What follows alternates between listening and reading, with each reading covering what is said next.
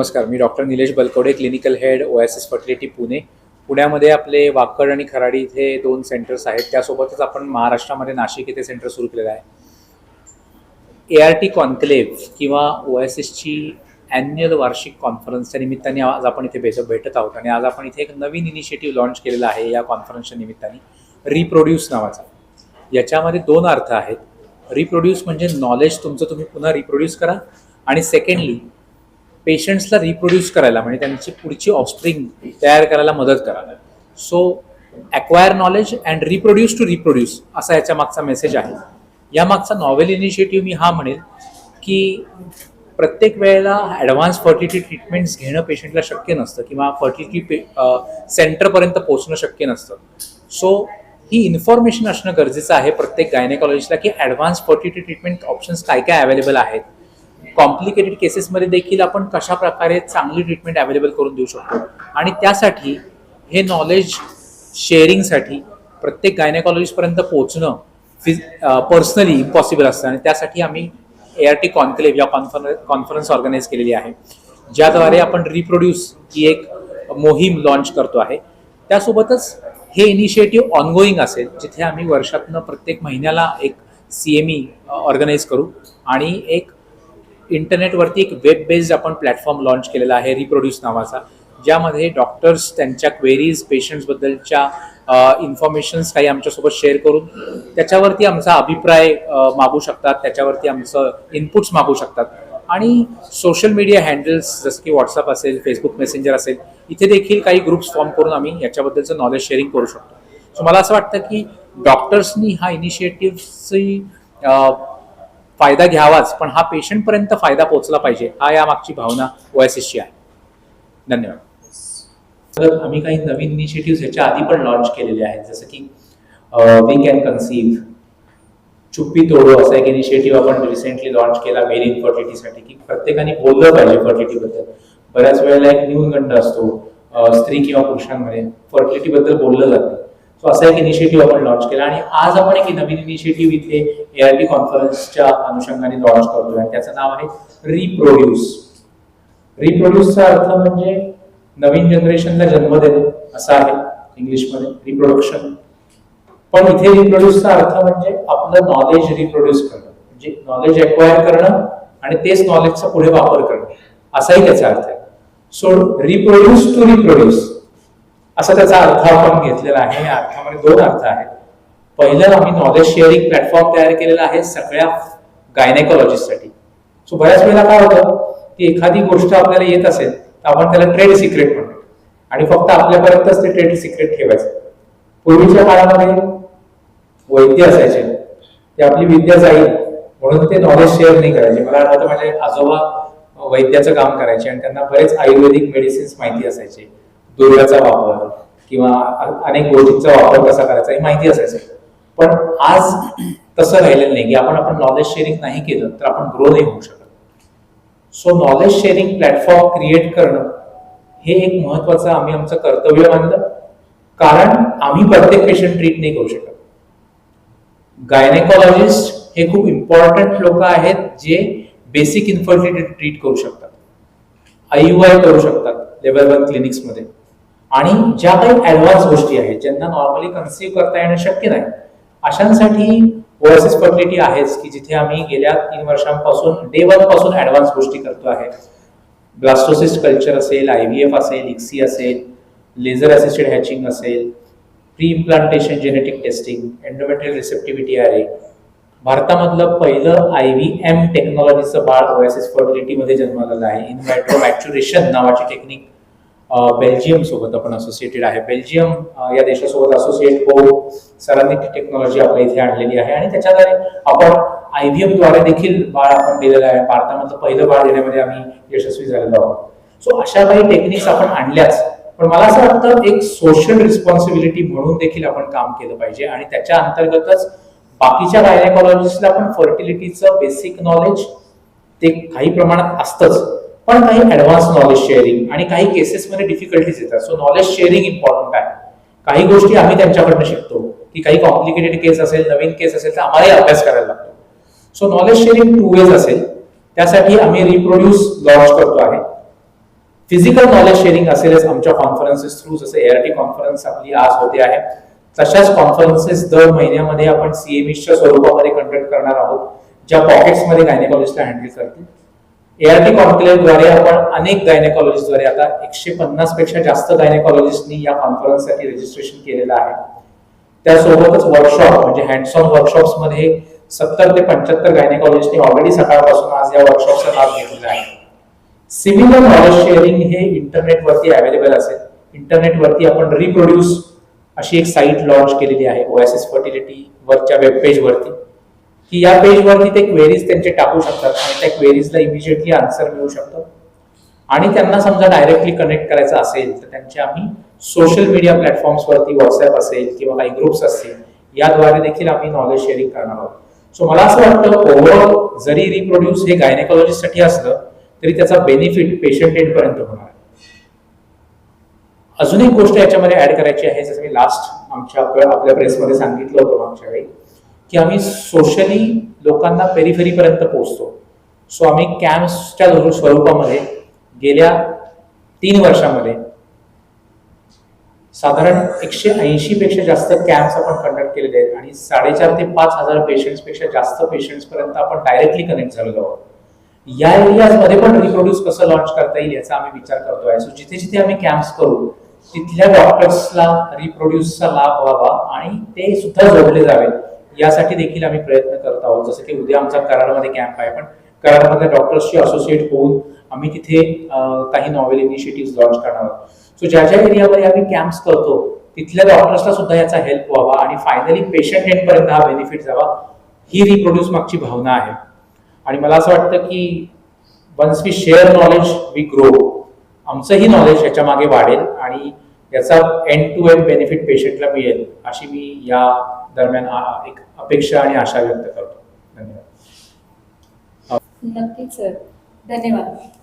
तर नाशिकमध्ये पण आता ओएसएस फर्टिलिटी आलेला आहे आणि नाशिक आणि त्याच्या पेरिफेरीमध्ये देखील आम्ही पेशंट पर्यंत पोहोचण्याचा नक्कीच प्रयत्न करत आहोत. तिथे देखील आम्हाला खूप छान प्रतिसाद आता मिळायला चालू झालेला आहे आणि आम्ही आशा करतो की हा प्रतिसाद नक्कीच वाढत जाईल. रिप्रोड्यूसच्या निमित्ताने जे डॉक्टर्स आहेत त्यांच्याशी आम्हाला आमचं नॉलेज शेअर करायला भेटणार आहे आणि नक्कीच त्याचा फायदा पेशंटला होणार आहे. हे जे सर बोलले अगदी योग्य बोललेले आहेत. त्यामुळे काय होतं की अगदी तळागाळातले जे पेशंट असतात ज्यांना एक प्रायमरी ट्रीटमेंट मिळाली पाहिजे ती त्या डॉक्टरांमार्फत त्यांना भेटेल. त्यामुळे त्यांचा टाइमपास जो आपण म्हणतो तो कमी होईल आणि ते वेळेवर फर्टिलिटी कन्सल्टंट पर्यंत पोहोचू शकतील. तर हे खूपच छान इनिशिएटिव्ह आहे आणि I congratulate sir for this initiative आणि नक्कीच याचा पेशंटला खूप फायदा होईल. आणि ही इच्छा करते की ओएसएस फर्टिलिटी नाशिक आणि त्याच्या पेरिफेरीमध्ये देखील खूप छान काम करेल आणि पेशंटला आपण त्याचा नक्कीच बेनिफिट देऊ शकतो. धन्यवाद. So, good afternoon, everybody. Thank you so much, press friends, for coming for this meet. I understand Marathi, but I can't talk, so apologize for that. So I think Sir and Madam briefed about our Reproduce program and the ART conclave what we're conducting today. I will just quickly brief about our achievements in the last 13 years, what makes Oasis very unique. Like any other, I think a fertility center is not new. I think the whole society now knows what IVF is, and we're seeing mushrooming of IVF clinics everywhere. But there's something very special about the work that we do at Oasis. So one segment of ours is to offer fertility treatments, and we just don't believe in doing the basic work. We do quite advanced work. As Sir was mentioning, apart from doing IVF, I think failure in IVF is a common thing. We all know success cannot be 100%. And on an average, the success is only 40%, which means if 10 patients come for fertility treatments, only 4 at the max 5 go home with pregnancy and the rest would not. So what happens to these patients when one cycle of IVF fails? In a country like India where there's no insurance, when patient has to pay from their pockets, a failure is quite a difficult situation. And they do not know what to do. Probably in the past, donor was an option because it gave better success. But in the year 2023, we're talking about a self-gamete conception. Everybody deserves to have a child from their own sperm and egg. Taking a donor is probably an easier option, gives you a better success, but that's not anybody wants and deserves. And that's what we primarily focus at Oasis. Majority of the patients who come to Oasis come with a failed cycle elsewhere. So that's quite a challenge to take up. In spite of that, with all the advances we have, we still maintain a success which is almost close to 60%. So few of the advances, as I was mentioning, I think we do this pre-implantation genetic testing. With the uterus, there are a lot of newer interventions we do. So we have the constant endeavor is to ensure that we bring in the recent research into clinical practice and we take it across to every patient. Now we're opening with nursing, so we know that all these bigger and recent advances is not something that should be curtailed or pertaining only to a tier 1 city or a metropolitan city. We want these treatments to reach everywhere. So all our clinics, be it a tier 2 or tier 3 city, we ensure all the advances are available and we cater every person. And the biggest problem in a fertility treatment is the patient needs to travel multiple times, sometimes stay in outside the home for almost a month or 2 months. So if a clinic is offering the treatments which are available in major cities like Mumbai, Hyderabad, Bangalore, closer to their homes, I think it makes a huge difference. They can stay with their family and get the same advanced treatments that's there. So apart from this, I think we give a lot of importance and focus on male infertility, which I don't think many people do that. So we have opened exclusive male fertility clinics by the name Andro Life, and we deal with them a lot of programs and initiatives. And in today's ART conclave in the conference, we have dedicated an exclusive hands-on workshop only to learn management of male infertility, because that's a segment which is not really spoken about, and we thought it needs much more importance and training, and that's what we are doing together. So we, apart from doing these fertility treatments, I think one of the other initiative Oasis has been doing in the last 13 years is supporting the cancer patients. I think we are absolutely proud of this initiative, thanks to the management, and I think we make a difference to these cancer patients. And why is a fertility clinic involved in the cancer treatment? We all know cancer treatment is improved, their lifespan is improved. So with the chemo and radiotherapy that they're getting, their eggs and sperm production comes down. The testis and ovary can get damaged. So their chance of conception comes down after the cancer therapy.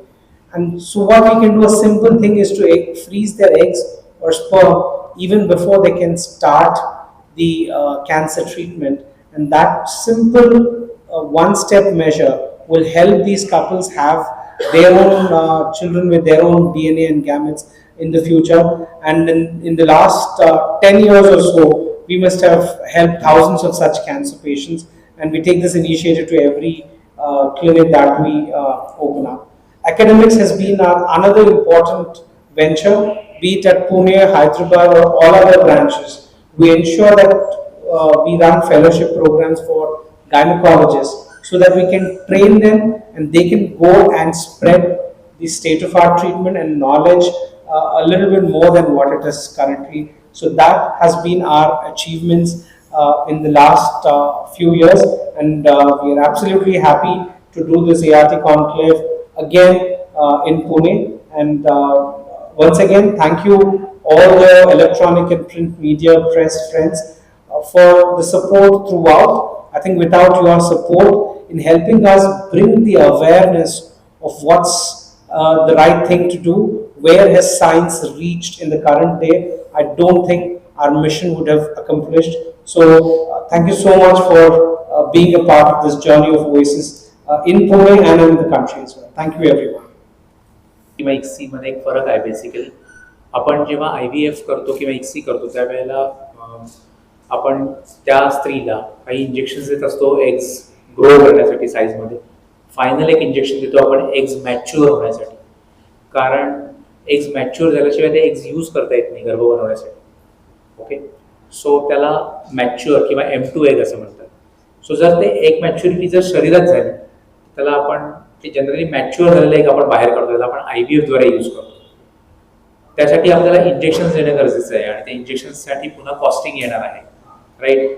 पण काही category of patients असे आहेत जिथे आपण इंजेक्शनचा वापर न करता एग्ज इमॅच्युअर स्टेटमध्ये बाहेर काढतो, त्यांना शरीराच्या बाहेर मॅच्युअर केलं आणि त्याच्या पुढे जाऊन आपण त्यांचं इक्सी केलं किंवा IVF केलं, तर त्याला आपण IVF म्हणतो, in vitro maturation of oocytes.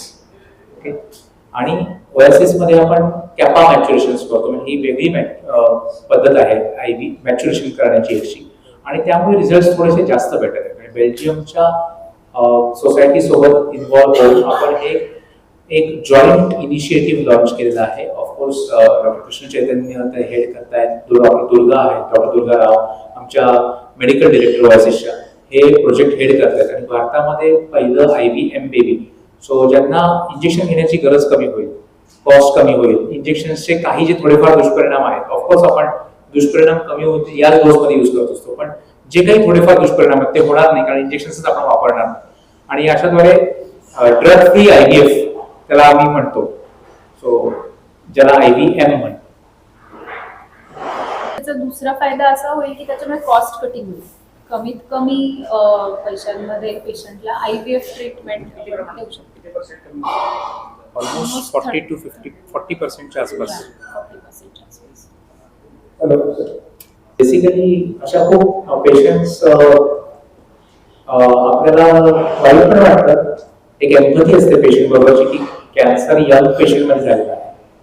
So ती बघितल्या 20s मध्ये अर्ली कॅन्सर्स आहेत, 30s मध्ये आहेत, आणि त्यांचं काही पेशंट्स त्यातल्या मॅरेजही झालं नाही, काही पेशंट जस्ट मॅरेज होते. अशा पेशंट्स मध्ये ज्यांचं मॅरेज झालेलं नाही, अशा पेशंट्स मध्ये आपण एग फ्रीजिंग किंवा स्पर्म फ्रीजिंगला जाऊ शकतो. सो पुढे जाऊन त्यांचं मॅरेज झाल्यानंतर ते जे एग्स फ्रीज केलेले आहेत किंवा स्पर्म्स फ्रीज केलेले आहेत ते आपण एकत्र करून किंवा त्यांचा IVF द्वारे त्यांना प्रेग्नन्सी देऊ शकतो. आणि जे ऑलरेडी मॅरिड आहेत त्यांचे आपण एग्स किंवा स्पर्म्स घेऊन एम्ब्रिओ बनवून तो एम्ब्रिओ फ्रीज करू शकतो. कॅन्सरची ट्रीटमेंट पेशंट कंप्लीट करू शकतो आणि कॅन्सरची ट्रीटमेंट कंप्लीट केल्यानंतर पेशंट जेव्हा पुन्हा आपल्याकडे परत येतो त्यावेळेला त्यांच्यामध्ये त्या गर्भाद्वारे प्रेग्नन्सी देता येऊ शकते. समजा पेशंट आधी कॅन्सरच्या ट्रीटमेंटला गेला आणि नंतर आमच्याकडे आला तर किमोथेरपी, रेडिओथेरपी याच्यामुळे जे दुष्परिणाम शरीरावरती होतात, जसे किमोथेरपी, रेडिओथेरपी कॅन्सरचे सेल्स मारतात त्याचप्रमाणे एग्स आणि स्पर्म्सला अफेक्ट करून त्यांची क्वालिटी कमी होऊ शकते. सो पुढे जाऊन आपल्याला त्यांच्यामध्ये प्रेग्नन्सी अचीव्ह करणं डिफिकल्ट आहे. सो ते करण्याच्या आधीच जर आपण व्यवस्थित एग किंवा स्पर्म्स किंवा एम्ब्रिओ फ्रीज करून ठेवले तर पुढे लाईफ खूप इझी होतं आणि प्रेग्नन्सी अचीव्ह करणं इझी होऊन जातं. सो कॉम्प्लिकेट करण्यापेक्षा की प्रायव्हेट प्रिझर्वेशन किंवा फ्रीजिंग हा एक चांगला ऑप्शन. आणि आमच्याकडे गेल्या 3 वर्षांमध्ये अनेक पेशंट्सनी याच्यासाठी ट्रीटमेंट घेतलेली आहे आणि आम्ही सक्सेसफुली त्यांचे एम्ब्रिओ फ्रीज करून ठेवले. याचा अजून एक फायदा मी सांगू इच्छिते सर की सेल्फ एग आणि सेल्फ स्पर्म म्हणजे ते स्वतः आई व बाबा होऊ शकतात. की कारण की कसं आहे की एकदा त्यांच्या एग्स किंवा स्पर्म हे डॅमेज झाले तर डोनर शिवाय दुसरा पर्याय आधी निघायचा नाही. पण आता फर्टिलिटी प्रिझर्वेशनमुळे असं झालं की ते स्वतः त्यांचा बायोलॉजिकल चाइल्ड त्याच्या थ्रू कॅन्सर मधून गेल्यानंतर देखील त्यांना होऊ शकतं. अनलिमिटेड ऍक्च्युली आपण म्हणजे मॅक्सिमम आतापर्यंत बघता गेले की 10 years or so फ्रीज केल्यानंतरही त्याची क्वालिटी अफेक्ट झालेली नाहीये. तर आपण फ्रीज करू शकतो, नक्कीच त्याची क्वालिटी अफेक्ट झालेली दिसत नाही. ऑलमोस्ट 95% सर्वायवल आहे अनेक वर्षानंतरही. आता रिसेंटली 16 जगामध्ये भारतामध्ये 16 वर्षापूर्वी फ्रीज केलेल्या गर्भाचा देखील प्रेग्नन्सी झाली. हे एवढेच आहे.